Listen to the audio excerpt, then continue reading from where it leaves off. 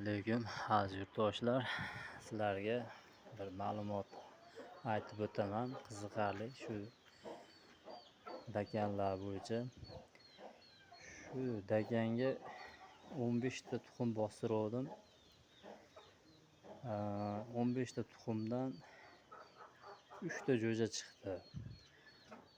Qolgani chaqib yeb qo'ygani ham bo'ldi va o'zi chaqib qo'ygani ham bo'ldi va ichida nobud ham bo'lib qoldi. Shu 15 ta tuxumdan 3 ta jo'ja chiqdi. Qolgani 1 oy bo'ldi-da. Shunga hashaka yo bo'lmasam yaponga bostirsanglar yaxshi ekan, bexato ekan. Azizlar, yana shunaqa qiziqarli ma'lumotlar eshitib qolasizlar, kanalga obuna bo'lib, like bosib bizni qo'llab-quvvatlaysizlar degan umiddaman. Keyingi videolarda yana ham chiroyli, qiziqarli videolar qilib chiqamiz. Keyingi videolarda ko'rishguncha sog' bo'linglar.